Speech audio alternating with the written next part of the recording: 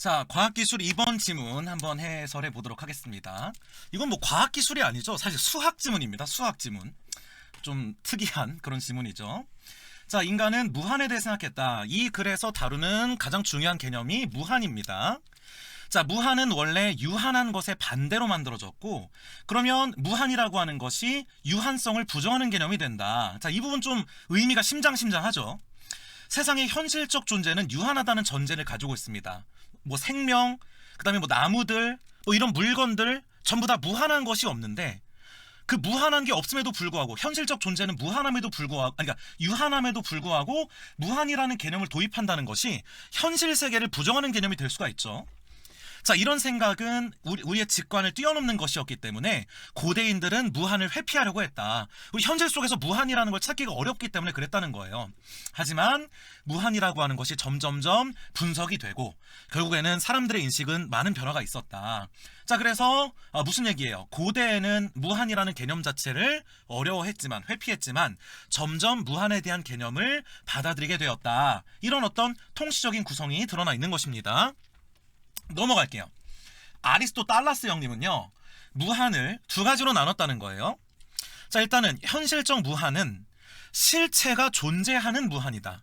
그러니까 뭐 예를 들어서 이런 것들, 뭐 손가락, 물건, 나무, 뭐 이런 것들이 실체가 존재하는 그런 것이죠.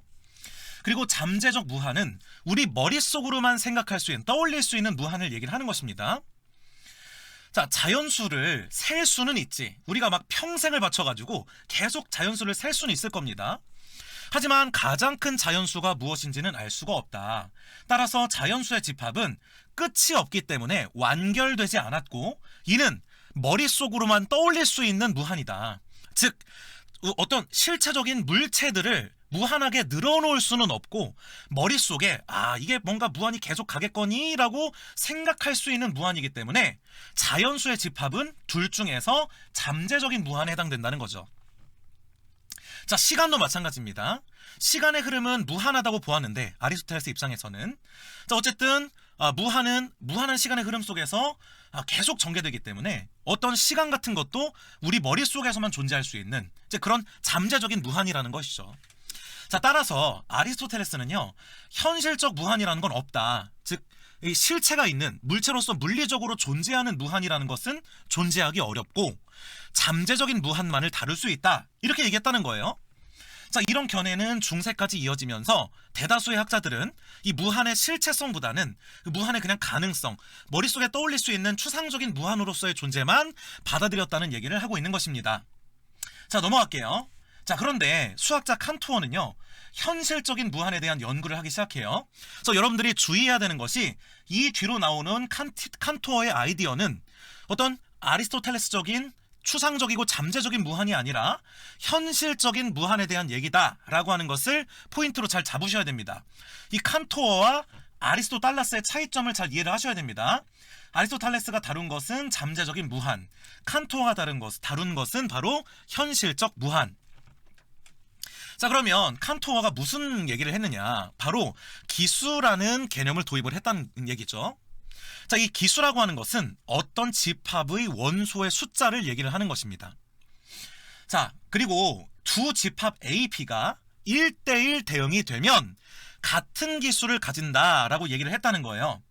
자, 여기서 1대1 대응을 그냥 뭐 수학적으로 설명하기보다는 그냥 국어적으로 간단히 설명하면, 자, A집합이 있고 B집합이 있을 때 A집합의 원소가 A, B, C, D고 B집합의 원소가 X, Y, Z, U라고 했을 때 이 둘을 하나씩 짝지으면 서로 남는 것이 없이 완벽하게 하나씩 딱딱딱딱 대응이 되죠.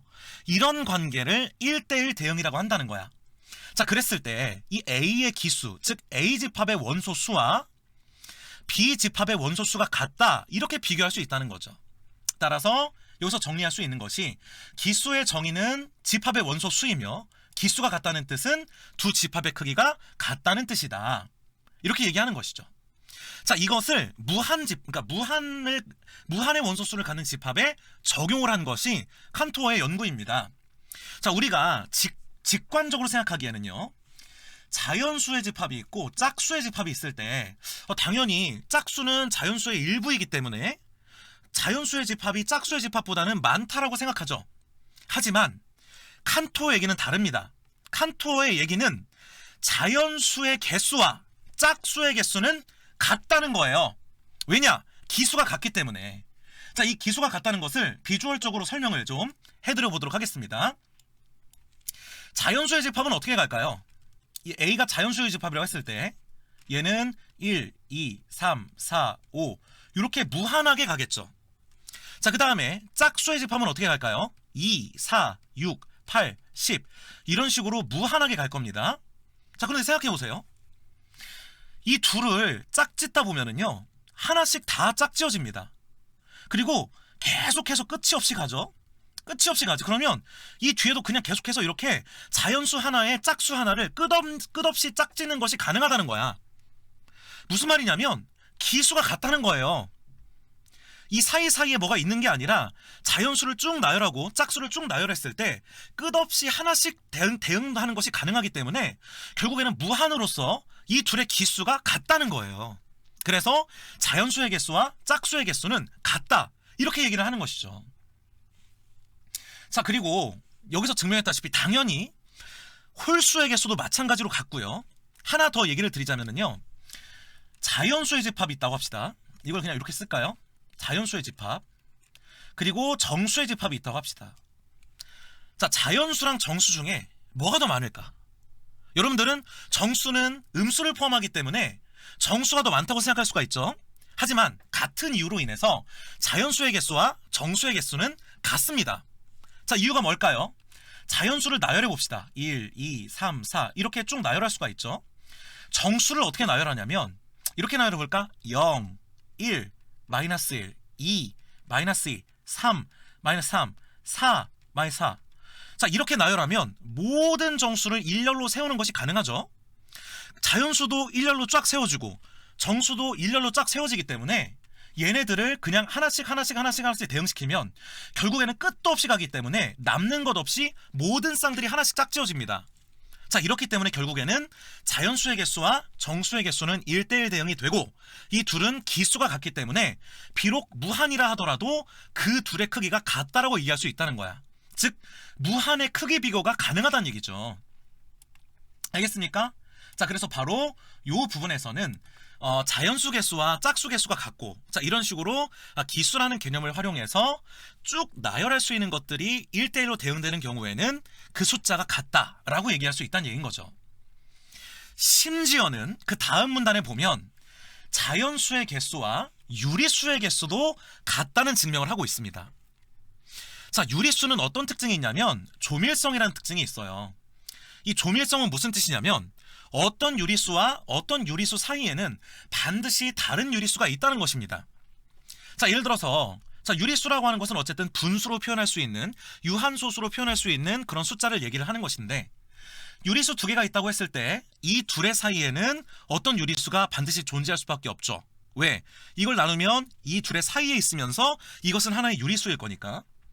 자, 그리고 이것과 이것 사이에는 또 이것을 2로 나눈 유리수가 존재할 수밖에 없겠죠.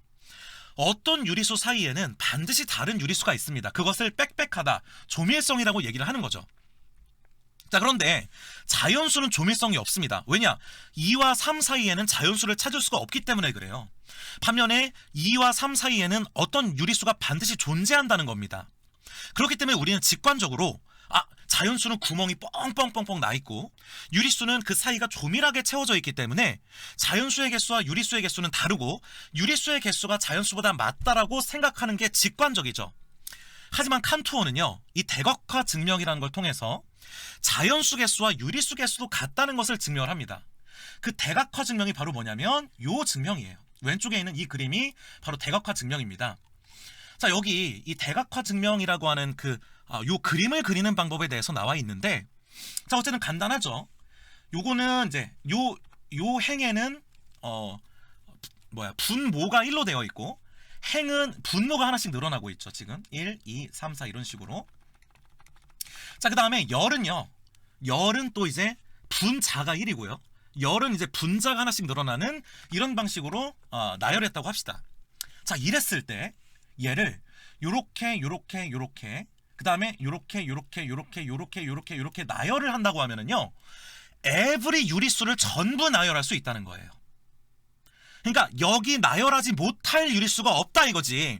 그 말은 무슨 말이냐면 자연수의 개수 1, 2, 3, 4를 쭉 쓰고 그 다음에 여기에는 유리수를 여기 그 화살표에 있는 순서대로 1분의 1을 쓰고 1분의 1을 쓰고 2분의 1을 쓰고 그 다음에 3분의 1을 쓰고 2분의 1을 쓰고 자 이런 식으로 모든 유리수를 쭉 썼을 때 얘네들도 또한 1대1 대응이 되기 때문에 결국에는 유리수의 기수와 끝없이 이렇게 가기 때문에 자연수의 개수가 같다는 얘기입니다.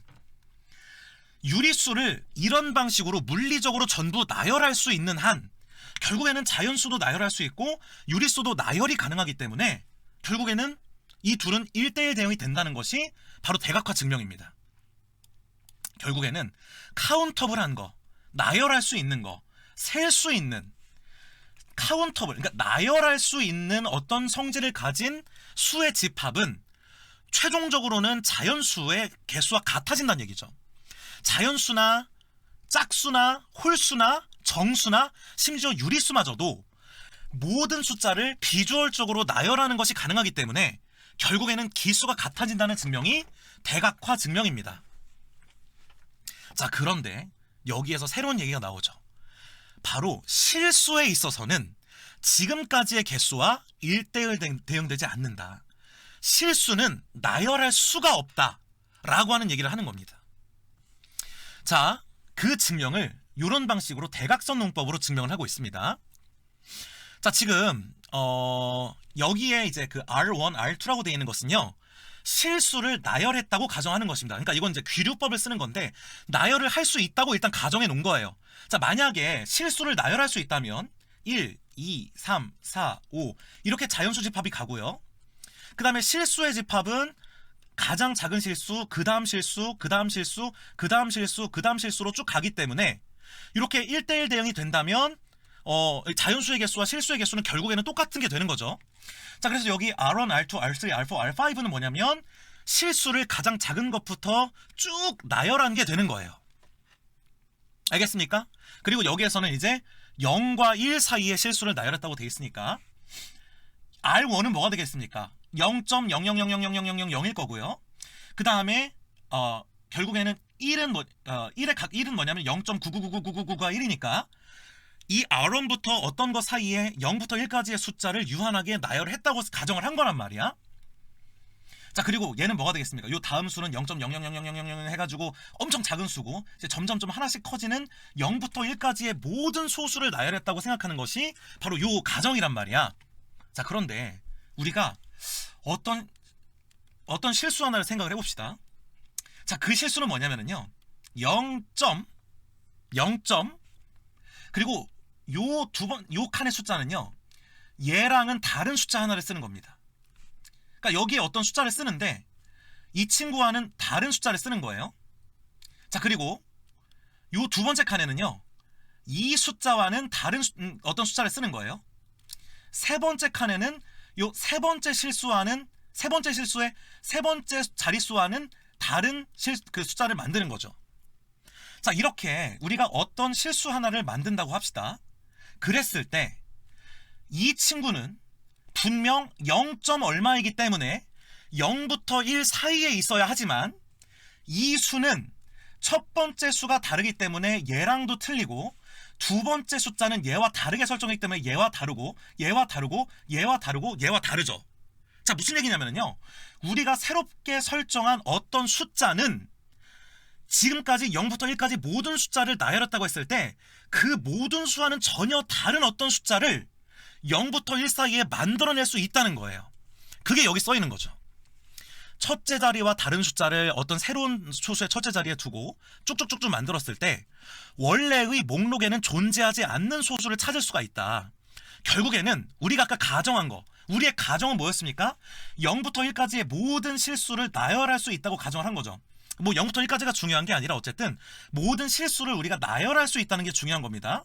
근데 나열할 수 있다는 가정을 했을 때 어떤 새롭게 만든 어떤 실수는 그 각 실수의 어떤 자릿수와는 다른 어떤 실수를 만들어내는 것이 가능하기 때문에 결국에는 우리가 처음에 가정했던 실수는 나열할 수 있다라고 하는 가정이 잘못됐다는 거예요. 무슨 얘기인지 알겠죠? 자, 그래서 실수라는 것은 본질적으로 나열할 수가 없습니다. 유리수만 해도 이렇게 가장 작은 유리수부터 큰 유리수까지를 나열하는 것이 가능한데, 실수는 아무리 어떤 실수를 나열하더라도 이 사이에 실수가 계속해서 피어나기 때문에 사실은 이렇게 나열할 수가 없고 셀 수가 없고, 실수는 결국에는 1대1 대응이 되지 않는다라고 하는 것이 대각화 증명이에요. 자, 그래서 실수의 집합은 비록 자연수도 무한이고 유리수도 무한이지만 실수는 더 큰 무한이라는 거예요. 1대1 대응이 되지 않기 때문에. 아무리 작은 실수부터 하나씩 실수를 대응시키려고 해도 이 사이사이에는 모든 실수들이 무한하게 피어나기 때문에 이것은 다르고, 그래서 여기에는 안 나와 있지만 유리수가 아무리 조밀하다고 하더라도 유리수는 이 사이사이에 구멍이 나 있는 배열이거든요. 하지만 실수는 우리가 여긴 안 나와 있지만 완전성이 있다고 얘기하죠. 완전성. 실수는 완전성을 갖기 때문에 실수에서야말로 드디어 이 수직선이 완전히 연속으로 채워지게 되고, 그렇기 때문에 실수의 집합은 절대로 나열할 수가 없다, 이렇게 되는 거예요. 자, 그래서 정리를 해보면은요, 자연수의 개수와 홀수의 개수와 홀수 전체의 개수와 짝수 전체의 개수와 유리수 전체의 개수는 다 같습니다. 다 1대1 대응으로 끝없이 갈 수 있거든요. 하지만 이것들과 실수의 개수는 다릅니다. 왜냐? 실수는 이것들과 1대1 대응이 될 수가 없고 이 사이사이에 계속해서 무한한 실수들이 피어나기 때문에 이 실수는 절대 이전 것과는 달리 1대1 대응을 시킬 수가 없다라는 증명이 바로 이것이죠. 실수는 나열이 불가능하다는 증명. 아무리 실수를 0부터 1까지 나열하더라도 새로운 실수를 발견할 수 있다는 증명이 바로 이 대각선 논법이 되는 것입니다. 자, 한편 칸토어는 모든 무한 중에서도 가장 큰 무한을 절대적 무한이라고 정의했다. 자, 그러면 실수보다도 더 큰 무한이 있는 거죠. 그리고 더 큰 무한이 있는 거죠. 자, 이런 식으로 무한끼리 크게 비교를 했을 때 더더더더더 큰 무한을 만들어서 가장 크게 도달하는 무한을 절대적인 무한이라고 얘기했대요. 그리고 이것은 신만이 알 수 있다고 얘기했대요. 인간은 알 수가 없다. 자, 무한에 대한 이런 연구 결과는 환영받기도 하고 비판받기도 했지만 결국에는 무한을 수학의 영역으로 끌어들였다는 점에서 칸토어의 연구가 의의가 있다고 얘기하면서 칸토어 연구의 의의를 제시하면서 글이 마무리되고 있다고 얘기할 수 있겠습니다. 알겠죠? 자, 그러면 문제로 넘어가 보도록 하겠습니다. 근데 이제 문제가 좀 해설도 그렇고 좀 오류가 있습니다. 오류에 대해서 좀 지적할 만한 것들이 있는데, 자, 아무튼 좀 풀어보도록 하겠습니다. 윗글에 대한 설명으로 적절한 것은, 자, 1번 보겠습니다. 무한을 분석한 칸토어의 생각이 지닌 과학적 한계. 자, 이 부분 없습니다. 칸토어의 증명이 지닌 의의는 얘기한 적 있어도 칸토어의 한계까지 제시한 적은 없습니다. 자, 2번 가볼게요. 아리스토텔레스와 칸토어가 무한을 바라보는 관점 제시했습니다. 장단점 얘기 안 했습니다. 시대에 따라 무한을 분류하는 기준이 달라지는 과정을 설명하고 공통점과 차이점을 밝히고 있다. 자, 물론 뭐 아리스토텔레스의 무한과 뭐 이런 게 좀 달라지는 과정까지 설명한 적은 있지만 기준이 달라진다든가 공통점 차이점을 밝히고 있지 않기 때문에 3번도 아웃! 자, 아리스토텔레스가 밝힌 무한의 수학적인 원리를, 이 부분도 좀 이상하죠. 아리스토텔레스의 무한을 둘로 나눈 얘기는 했지만 거기에 들어가 있는 수학적인 원리는 제 생각에는 칸토어부터 얘기가 나온 것 같고, 그리고 무한의 다양한 성격도 조금 이상하죠. 그럼 답은 5번일 수밖에 없겠습니다. 고대로부터 이어진 무한에 대한 인식 변화를 소개한 후 무한을 수학적으로 설명하는 칸토어의 시도를 소개하고 있다. 깔끔하게 5번이 가장 적절한 선지가 되겠습니다. 2번 풀어보겠습니다. 잠재적 무한은 세는 것이 가능하지만 마지막을 파악하는 것은 불가능하다. 자, 아리스토텔레스는 그렇게 생각을 했죠. 아리스토텔레스는 자연수 집합 같은 것을 잠재적 무한으로 봤는데 1, 2, 3, 4 세는 것은 가능하지만 마지막은 알 수 없다라고 얘기했습니다. 자, 2번. 무한은 실체의 존재 여부에 따라, 자, 이거 아리스토텔레스의 생각 맞죠? 그래서 현실적 무한은 실체가 존재하는 무한, 잠재적 무한은 실체가 존재하지 않는 무한. 그러니까 당연히 2번도 맞는 거라고 얘기할 수 있겠습니다. 3번. 두 집합이 모두 조밀성을 보이더라도 1대1로 대응되지 않을 수 있다. 자, 예를 들어서 지금 자연수 집합하고 유리수 집합하고 실수 집합을 생각을 해보겠습니다. 자연수는 조밀성이 없습니다. 자, 왜냐하면 어떤 수와 어떤 자연수 사이에 무언가를 발견할 수 없기 때문이죠. 유리수는 조밀성이 있습니다. 왜냐하면 어떤 유리수와 어떤 유리수 사이에 다른 유리수가 있기 때문에 그렇습니다. 실수도 조밀성이 있죠. 당연히 실수도 어떤 실수와 어떤 실수 사이에 다른 실수가 있겠죠. 자, 그런데 자연수는 잠깐만요. 1대1로 대응하지 않을 수 있다. 그런데 요 둘은 1대1로 대응되죠. 자연수와 유리수는 조밀성의 차이가 있음에도 불구하고 유리수는 어쨌든 조밀성이 있지만 나열이 가능하다는 점에서 1대1 대응합니다. 하지만 실수는요, 유리수와 실수는 둘 다 조밀성이 있지만 이 둘은 1대1로 대응하지 않아요. 실수는 나열할 수가 없기 때문에. 자, 그래서 3번도 맞다고 얘기할 수가 있겠습니다. 자, 요 3번 선지가 바로 유리수와 실수와의 관계죠. 4번 가볼게요. 무한의 크기를 비교하기 위해 집합 간의 크기를 비교하기 위해서는 각 집합의 기수를 정확히 알아야 한다. 좀 이상한데요? 이거 좀 이상하죠? 자, 일단은 기수를 정확히 알아야 한다라고 되어 있는데요. 우리가 기수를 정확히 알아는가는 모르죠. 이 기수는 다 무한입니다. 그리고 사실은 기수의 정의가 뭐였습니까? 원소의 개수였죠. 원소의 개수. 자, 우리가 자연수, 유리수, 실수는요, 원소의 개수를 정확하게 알 수가 없어. 무한이라는 것만 알 수가 있습니다. 다만 기수가 같다 틀리다로 비교를 한 거지. 우리가 자연수, 유리수, 실수의 기수를 직접 구해서 비교한 것이 아니라 기수가 같은가 다른가를 통해서 우리가 적어도 기수가 크다, 작다 혹은 같다, 다르다 정도를 통해서 크게 비교를 했단 말이야. 그래서 정확히 알 필요는 없고요. 적어도 같다 혹은 크다 정도를 알면 충분하기 때문에 답은 4번이라고 얘기할 수가 있겠습니다. 5번도 비슷하죠. 크기 비교는 가능하지만 우리는 마지막에 도달했을 때 그 수를 정확하게 얘기할 수가 없습니다. 3번 가볼게요. A 호텔에는 무한 개의 방이 있고 자연수가 매겨져 있다. 자, 그러면은 요 지금 호수는요, 이 방은 자연수 집합이네요. 자연수의 집합이라고 얘기할 수가 있겠습니다. 자, 그 호텔의 모든 방에는 손님이 있다. 자, 그러다가 이제 새 손님이 찾아와가지고요. 어떻게 했냐면 집에는요, 한 칸씩 옆방으로 이동하고요. 1번 방에 새 손님을 묵게 했대요. 그리고 이제 무한으로 꽉 차 있는 거야. 그러니까 여기서 모든 방에 손님이 투숙하고 있다는 것이 이 손님도 역시 뭡니까? 자연수처럼 셀 수 있는 집합으로서 무한한 손님이 있다 이거죠. 다음날 무한 명의 새 손님이 찾아와가지고 투숙한 방을 찾았대요. 지배인은 2를 곱한 방으로 옮겨달라고 부탁했고요. 모두 투숙시킬 수가 있었다고 되어 있습니다. 자, 그러면 지금 이제 1부터 시작해가지고 자연수의 방에 있었는데 2를 곱했으니까 이제 짝수 방이 된 거죠. 자, 그래서 지금 어떻게 됐냐면 방이 이렇게 쭉 있고요. 2를 곱해가지고 요 짝수 번째 방에 손님들이 이렇게 들어가 있는 상태입니다. 얘는 이제 무한이 가는 거죠. 그리고 새로 이제 무한 명의 손님이 찾아왔는데 남은 방들의 손님들을 전부 이렇게 투숙시킬 수가 있었다고 되어 있습니다. 자, 모두 투숙시킬 수 있었다는 얘기는 이 무한명은 당연히 적어도 유리수까지의 나열이 가능한 무한이라는 것이고요. 이 손님이 만약에 실수를 가지고 있는 무한명이 찾아왔다면 투숙을 못 시켰겠죠.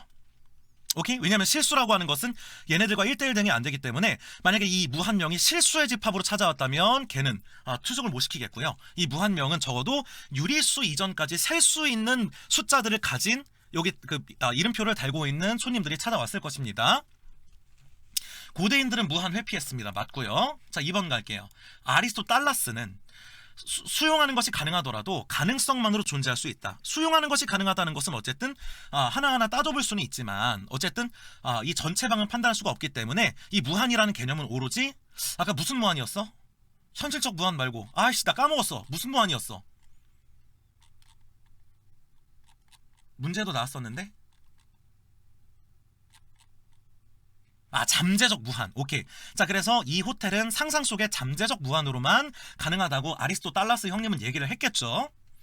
칸토어는 방의 집합과 손님의 집합은 같은 기수를 가진다고 판단하겠군. 다 투숙이 된 거 아닙니까? 모두 투숙이 됐다면 결국에는 같은 기수를 가졌다고 얘기를 하겠죠.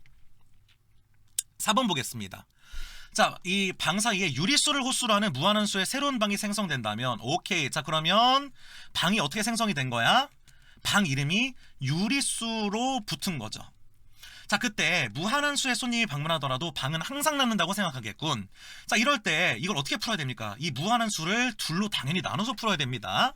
자, 일단은 손님이 방문했는데 자연수 개수나 정수 개수나 예를 들어서 홀수 개수나 짝수 개수나 혹은 유리수 개수까지, 자, 요 개수까지를 갖는 손님이 방문을 했다면 방은 남는 것이 아니라 어떻게 될까요? 항상 모두 차게 되겠죠. 왜냐하면 자연수 개수나 유리수 개수가 같기 때문에 이 방 넘버가 유리수로 붙는다고 했을 때 이 무한한 수의 손님이 자연수의 번호를 갖는 손님이 찾아온다면 당연히 방은 남는다고 생각을 해야 되겠죠. 자, 그리고 두 번째로는요, 이 손님이 자기 이름표에다가 실수를 달고 온다. 만약에 실수 집합을 갖는 실수의 숫자를 손님들이 달고 무한하게 찾아온다고 하면은요, 방은 부족하게 되겠죠. 따라서 이 방은 모두 꽉 차거나 부족하거나 둘 중에 하나입니다. 남지는 않겠죠. 그래서 답은 4번이 돼야 되겠습니다. 여기서 여러분 해설을 보면은요, 뒤에 해설지 보면 이 경우를 생각을 안 했어요. 이 경우를 생각을 안 했는데 제 생각에는 그거는 해설에서 고려하지 못한 일종의 좀 오류라고 생각을 하고요. 반드시 4번을 풀 때는 이 두 가지 가능성을 모두 고려를 해야 된다, 이렇게 얘기할 수가 있겠습니다. 자, 그 다음 갈게요. 기역과 니은에 대해 이해한 내용으로 적절하지 않은 것은 이라고 되어 있습니다. 기역, 니은이 뭐였을까? 기역은 오케이, 대각화 증명 뭐였습니까? 자연수 개수와 유리수 개수가 같다고 하는 증명이고요. 대각선 문법 뭡니까? 자연수 개수보다 실수 개수가 많다고 하는 증명이죠. 자, 그래서 기역은 대각선, 아니죠, 이게 대각화죠. 대각화 증명이고요. 이 둘 헷갈리면 안 되겠습니다. 이름이 비슷해서. 자, 니은은 대각선 논법입니다.